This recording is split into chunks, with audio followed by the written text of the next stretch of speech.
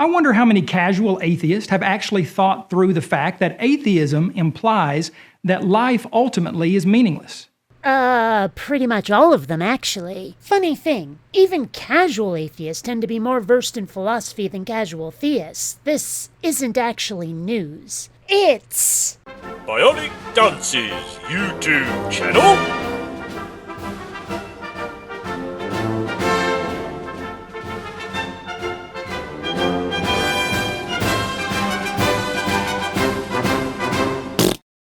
Greetings, fellow space travelers, BionicDance here. Today we've got something from World Video Bible School, to whom I've responded before. Their argument about the meaning of life and the alleged bleakness of atheism isn't anything new, but the fact that they keep using it means that we have to keep pointing out how friggin' stupid it is. One of the world's most celebrated atheistic evolutionary writers of the late 20th and early 21st centuries, Dr. Richard Dawkins, You're watching BionicDance. confessed that the universe that we observe has precisely the properties we should expect if there is, at bottom, no purpose, nothing, but pitiless indifference.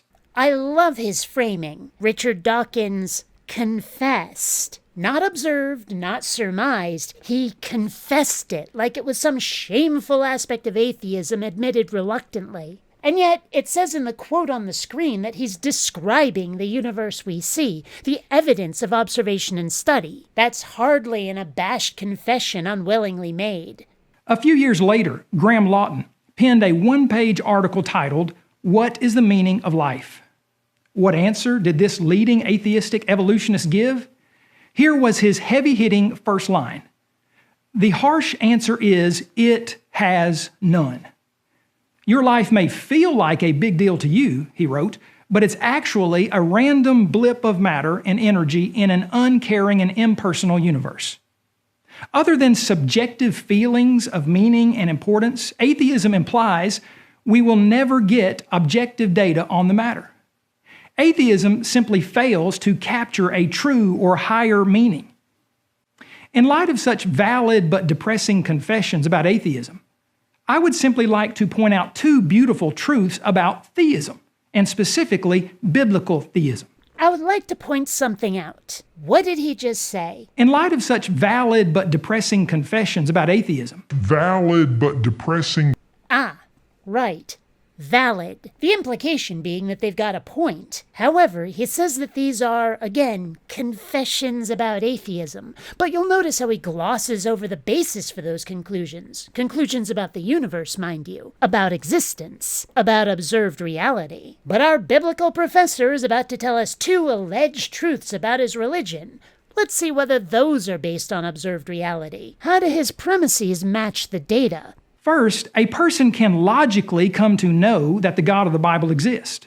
If matter demands a maker, if life on earth demands a life giver, if complex functional design in the universe demands a designer, and if the supernatural attributes of the Bible demand a supernatural author, then the evidence demands this verdict. That's a lot of ifs for an alleged truth. If matter requires a maker. If life demands a life giver. If design requires a designer. Well, prove that matter requires a maker. I dare you. Prove life requires a life giver. I dare you. And let's not hopscotch over whether the universe even is designed before we go looking for a friggin' designer. You don't find truth by playing make-believe and saying if. So take your discount, big print, easy reader version of the Kalam cosmological argument, fold it till it's all corners, and jam it straight up your stinky place. Second, the Word of God gives mankind the meaning and purpose that he inherently longs for. Please understand, rational Christians do not come to believe in God and in the Bible as the inspired Word simply because we want some objective meaning to our life on earth. Rather, once we see the evidence for God and His Word and commit our lives to the Lord in obedience to the gospel of Christ, our admittedly innate but formally uninformed desire for a higher meaning is at that moment made complete by the perfect law of liberty. And yet, when you step outside of a Christian echo chamber and hear what other people have to say, hear counter-evidence the church doesn't present, you start to realize just how badly you're being gaslighted. In fact, God gave His inspired Word so that the man of God may be complete. Oops, using the Bible to prove the Bible. Everyone do a shot. Oh, chill out. I'm not drinking on camera. It was Red Bull. No doubt, part of this divinely given, God-revealed perfection or completeness is one's realization that the human life actually has real objective meaning. If it's objective, it's nobody's opinion, preference, or ideal, by definition. If a God were to decide our meaning for us, it is, by definition, subjective. Assuming a God has that power or even exists in the first place. And letting someone define our meaning for us is gaslighting. It's also a sign of an abusive relationship, along with humiliating or embarrassing you, you miserable sinner, refusing to communicate like the mysterious God who never shows up in person, unreasonable jealousy, an attribute of God's character proudly declared right in the Bible, making threats if you don't conform to their standards, like the threat of hell for not giving your allegiance, making everything your fault, you miserable fallen from grace little brat, and so on. The God of the Bible is not a nice guy. The best atheism can do is to ask people to choose individually for themselves what the meaning of human life is. And that's bad? I love the freedom of defining my life's meaning. Suppose God's purpose for you is really crappy. Suppose your life is meant to be one of suffering because apparently God loves that. I'd present the evidence why, but I could do a whole video just on the Bible quotes saying so. Google, "Does the God of the Bible love suffering?" and you'll find them. Lots of them. What if that's the meaning of your life as decided by somebody else? What if you were meant to serve as an example to others? Would you just take that lying down? I wouldn't. I like to employ a very simple test. If God allegedly decides something for you, or tells you to do something or to not do something, and you'd tell any human to get stuffed if they tried to pull that crap, maybe you shouldn't be letting other people tell you what to do, God or no God. Quite frankly, if it were proved that the God of the Bible exists, truly compassionate people who believe in justice wholeheartedly would feel obligated to destroy him. One person could decide that the meaning of life is to eat as much good food and to have as many sex partners as possible. So basically Barney Stinson from How I Met Your Mother, who, much like your God, is wait for it, dairy. Another could easily say that the meaning of life is to explore space and to establish a colony on Mars. Are these his examples of bad things? Because this sounds like an awesome life. Good food, hot sex, and colonizing Mars? Where do I sign up? On the other hand, Christianity offers the world real, objective meaning. The Creator of mankind has informed us that we exist on earth for the purpose of choosing, by the grace of God, where we want to live eternally. Informed us how? Through Bronze Age myths whose fans are worse than the most rabid Trekkies out there, and who've taken their LARPing far beyond the bounds of reasonable play? I don't bloody think so. Call me when God starts doing the talk show circuit, okay? As we prepare to meet our Maker, He has instructed us to fear God and keep His commandments, for this is the whole duty of man. Again, that's an abusive relationship right there. Or, if you don't like the romantic analogy, that's a dictatorship. And you know what we do with dictators? We overthrow them. And this one's gonna be easy, 'cause whether God exists or not, the revolution only requires thinking instead of running on automatic.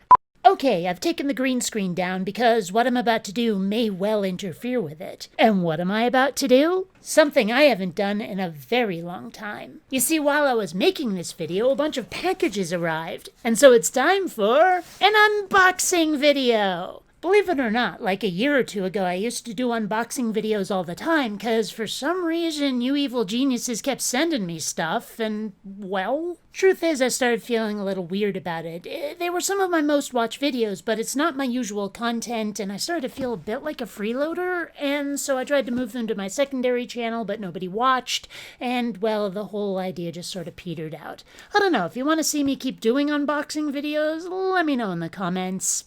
Up to you. This actually arrived a couple of days ago. It says Tanstaffel, which is a reference to the Robert Heinlein book, The Moon is a Harsh Mistress. It's an acronym that means there ain't no such thing as a free lunch. A sentiment that I understand and agree with, even if I don't think it's a philosophy to live by. There was no note, no idea who to thank, but whoever you were, thank you. That said, someone else seems to have bought nearly a third of the stuff off of my Amazon wishlist, which, number one, is awesome, and number two, it gives me an opportunity to do something I love but haven't done in ages. Okay, let's open this box. I think I know what's in it based on the weight. There we go, and I'm wrong. It's not what I thought. It is, in fact, a book. This is, book 6 in the High-Low series, which is by a guy named Judd Winnick, with whom I am Facebook friends. Awesome guy. He was on The Real World at one point, and he's written for a lot of comics. This is technically for kids. It's kind of like a sanitized version of The Adventures of Barry Ween, Boy Genius. And I really enjoy it, even though the age range or the intended audience is a little bit younger than me. But then, hell, sometimes I think I'm just an overgrown kid anyway. So let's see who sent this. If anybody, if they left a note. Yes, someone left a note. It says here, "Hi, Kate, enjoy your gift." Also, I don't want to say. It says also send something, and I don't know, maybe it's in this box, but I want to save it for a surprise. It's from someone named Vonrek. Vonrek. I don't know. Vonrek. Either way, thank you very much for this. I'm going to enjoy it. And now, the bigger box. Much lighter than the other one. It makes me wonder what the heck's in here. Can't possibly contain all of the items that I know are sent.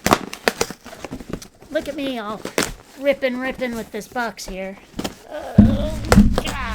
All right, there we go. What have we got here? I don't know, and there does not appear to be a note. This does not look like... Has more than one person bought me stuff? I don't know. But, let's see. Okay, well... Cutting that... And opening it up... What on earth? This doesn't look like something... What on earth? Is this... socks? Did someone literally get me socks? That's crazy pants, but okay. Socks. Why not? This was definitely not on my wish list, but... socks. Okay. Well, whoever you are, thank you. I think... there's a lot of these here. Yeah. Is there really no note? Oh, I flung the box. Oh, well. I'll go, look in a second, but I didn't see a note. Okay. Kitty. So, yeah. Oops. Columbia, stop bashing it. Okay, I know you love the microphone. Stop nuzzling the microphone. Columbia. Oh. I love my cat, but sometimes I need to murder her. Anyway, yeah, so according to my wish list, because it says there's other stuff coming that's not what I've opened, so I guess the next time there's a video, I'll have to... Oh my gosh! Well, anyway, the next time there's a video, I'll have to open those too. Like I say, let me know if you want to see me unbox more stuff. Maybe videos unto themselves, I don't know. It's like totally up to you guys, because, you know, you're my audience. Anyway, until next time, fellow space travelers. Richard Dawkins. Damn it.